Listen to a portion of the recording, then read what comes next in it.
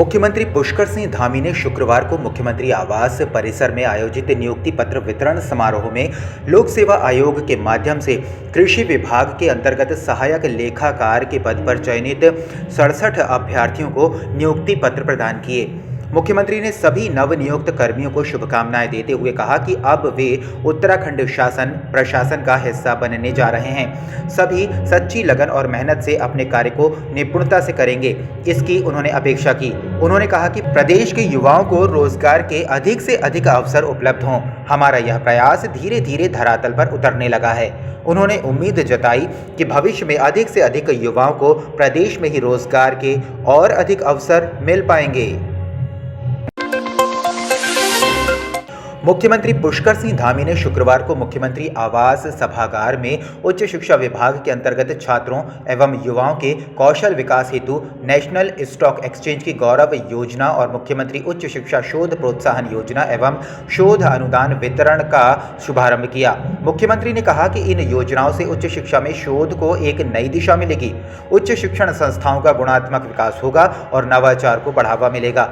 बैठक में बताया गया कि उच्च शिक्षा शोध प्रोत्साहन योजना एवं शोध अनुदान वितरण के अंतर्गत प्राप्त हुए 500 शोध प्रस्तावों में से चयनित 44 शोध प्रस्तावों के लिए लगभग 3 करोड़ 66 लाख रुपए की शोध अनुदान राशि स्वीकृत की गई है।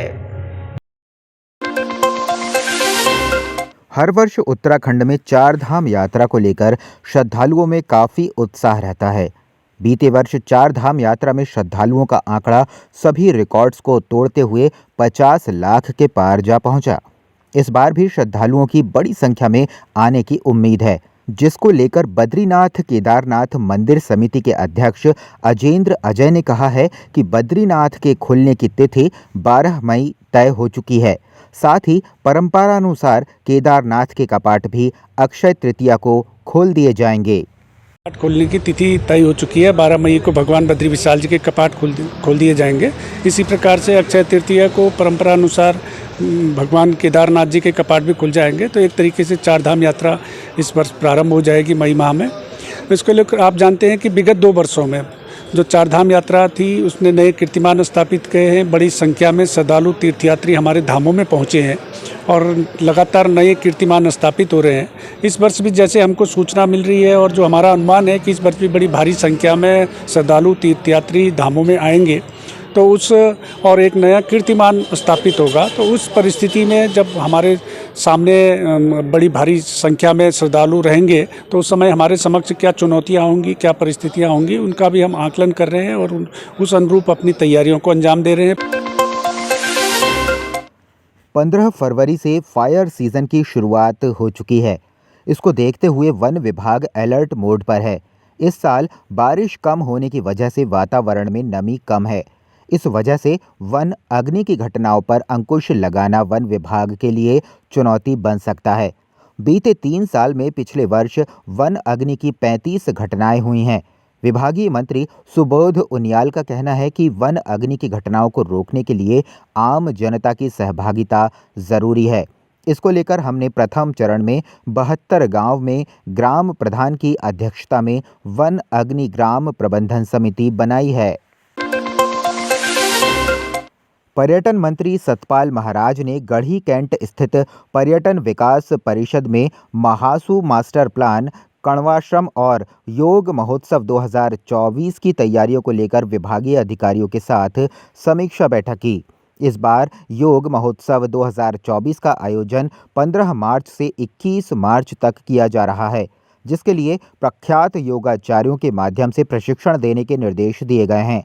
साथ ही संबंधित अधिकारियों को बरसाने वाली फूलों की होली का आयोजन करने के भी निर्देश दिए गए हैं। 15 से 21 को हम योग महोत्सव मना रहे हैं। ये उत्तराखंड का बहुत महत्वपूर्ण महोत्सव है, जिसमें कि हम विभिन्न जो हैं योगिक जो ट्रेनिंग देने वाले लोग हैं उनको बुलाते हैं और इस फेस्टिवल के अंदर काफी लोग इसमें शरीक होते हैं, क्योंकि ये बसंत पंचमी के बाद ऋतु परिवर्तन का समय होता है। निश्चित रूप में काफी पर्यटक लोग यहाँ पर आते हैं और इसके बाद फिर हम लोग चार धाम की तैयारियां करते हैं। जनपद टिहरी गढ़वाल के देवप्रयाग विधानसभा के पास कीर्तिनगर तहसील क्षेत्र में गुलदार के 5 अलग अलग हमले में 5 महिलाएं घायल हो गईं, जिन्हें उपचार के लिए बेस अस्पताल में भर्ती कराया गया है। दरअसल गुलदार का पहला हमला कीर्तिनगर में नैथाना के पास हुआ। यहां जंगल से घास लेकर और लकड़ी लेकर आ रही सुमित्रा देवी और मेघना पर गुलदार ने हमला कर दिया और दोनों महिलाओं को घायल कर दिया। महिलाओं के शोर मचाने पर गुलदार जंगल की ओर भाग गया। इसके 20 मिनट बाद ही 500 मीटर की दूरी पर मवेशियों के लिए घास बांध रही संपत्ति देवी को घात लगाकर गुलदार ने हमला किया और जख्मी कर दिया। वो वहाँ पे जमता हमने पत्थर फेंका तो हम सीधे घर के लिए आ गए। मेरे पास में ही ग्राम सभा नैथाना है, वहाँ पर ऊपर एक पानी का टैंक है हमारा। वहाँ पर ये हमारी बहनें वहाँ पे जंगल में घास काटने जा रही थी। वो घास लेके घर आ रही थी, उन पे बाघ ने हमला कर दिया। हमने कई बार वन विभाग को उसकी सूचना दे रखी है, पर उसके द्वारा कोई भी कार्रवाई नहीं की गई है। कीर्तिनगर ब्लॉक के नैथाना क्षेत्र से 2 महिलाएं हमारे इमरजेंसी में आ चुकी हैं और उनको बहुत ज़्यादा चोट नहीं है, हाथ में थोड़ी थोड़ी चोट आई है उनकी और उनका ट्रीटमेंट शुरू कर दिया गया है। हालत स्थिर है दोनों की। बर्फबारी के चलते हिम क्रीड़ा स्थली औली को सड़क मार्ग से जोड़ने वाली 14 किलोमीटर लंबी एकमात्र lifeline road Joshimath Auli motor मार्ग जगह जगह बर्फ और पाले से पटी हुई नजर आ रही है, जिसे बॉर्डर रोड ऑर्गेनाइजेशन की मेन पावर और टेक्नीशियंस की टीम के साथ जेसीबी स्नो कटर मशीनों ने तय समय में साफ करके औली मोटर मार्ग को वाहनों की आवाजाही हेतु सुचारू किया हुआ है।